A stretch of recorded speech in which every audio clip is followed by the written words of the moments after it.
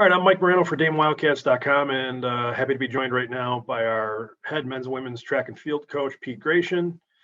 And Coach, you guys have what everybody's been working towards, the East Coast Conference Outdoor Track and Field Championships coming up this weekend, making a trip over to Roberts Wesleyan on Saturday. Before we get there, I'm wondering if you might just go into, what's it been like just being able to get back to compete. You guys got an indoor meet that nobody really thought you were going to be able to do at Houghton back in March, and then several outdoor meets here over the last couple of weeks.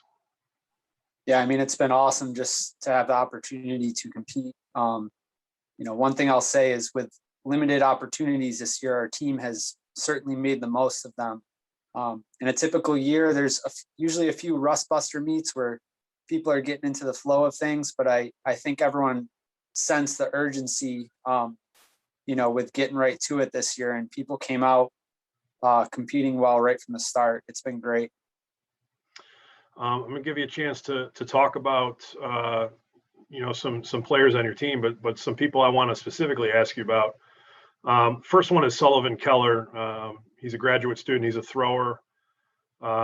He's had a phenomenal year. He's a guy that's taken advantage of the extra year of eligibility that was granted by the NCAA, and has set a couple of school records here over the last couple of weeks. Yeah, I mean, Sully's awesome. He's somebody that didn't have any throwing experience coming into college, and he's improved year over year. Coach Maggie just does a great job making sure that all of our throwers improve year to year.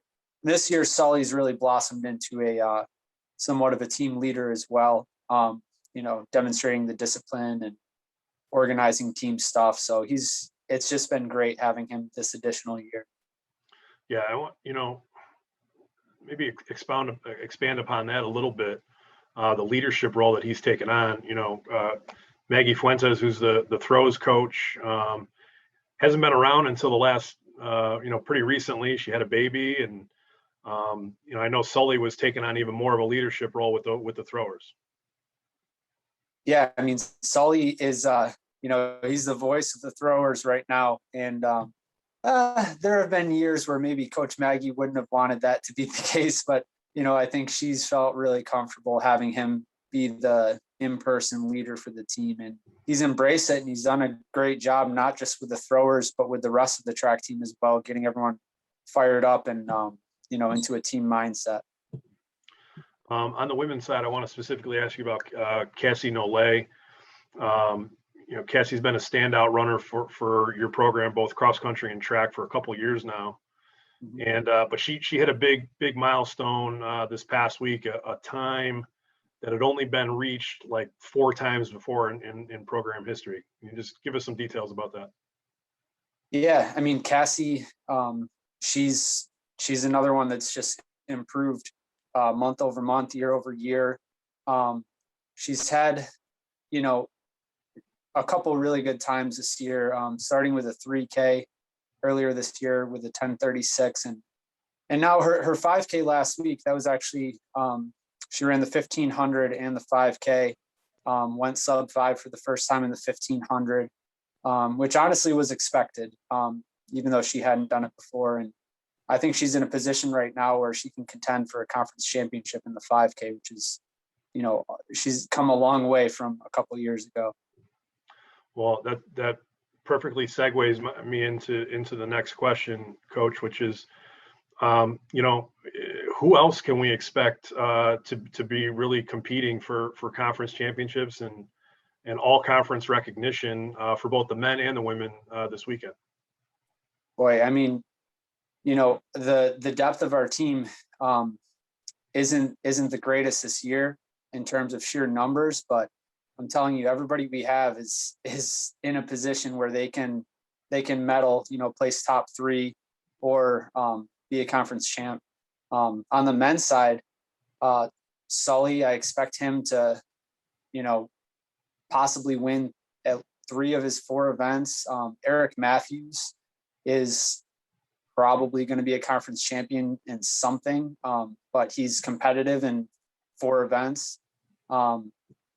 Hessen in pole vault, he's the heavy favorite in pole vault. And then, over on the women's side, we have Cassie, who's seated second in the 5K. And honestly, I think she's capable of taking that one. Sarah Golas in the 10K.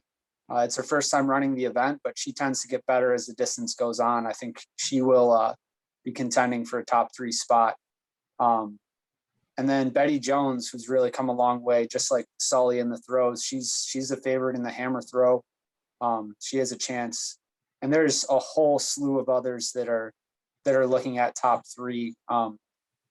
Just to name a few, Natalie Menz, Alyssa Harrington,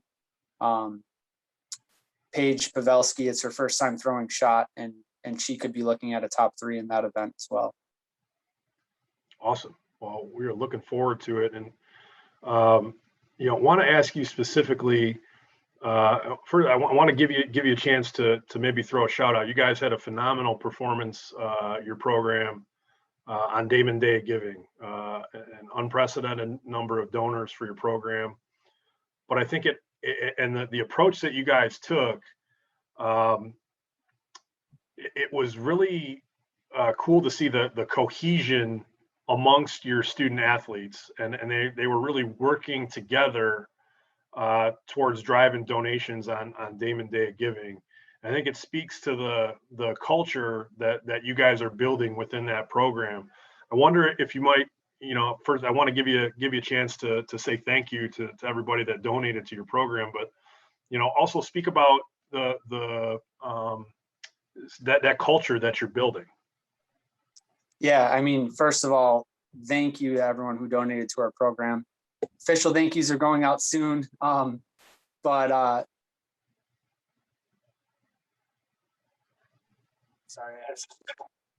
We appreciate it so much. It's going to help us do so many things, and it really means the world to us.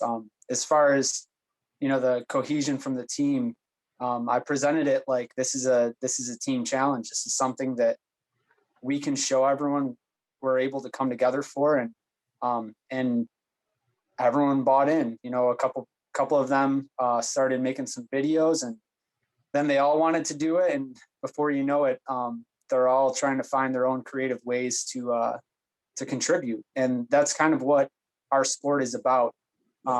You're not all out there at the same time, not on like the same court at the same time or anything like that, but you're all doing your own individual thing to help the team pull through. So I think that was a eye-opening moment, not just for us as coaches seeing what they could do, but also for our team. Just, I'm not sure all of them were entirely sure what they were capable of. Yeah, well, it was phenomenal to see, and again, I echo your sentiments. Thank you to everyone that invested in the Wildcat way on Damon Day Giving a couple weeks ago. Coach, we'll cut it there. We wish you the best of luck this weekend. Again, the East Coast Conference Championships. It's streaming live on the ECC network. Unfortunately, no spectators can be in attendance over at Roberts Wesleyan, as we're still trying to keep everybody safe with COVID-19 still around. But the opportunity to compete for a conference championship this weekend, we wish both your teams the best of luck. And we'll have all the details at DamonWildcats.com. Thanks for joining me for a couple minutes today, Coach. Thank you, Mike.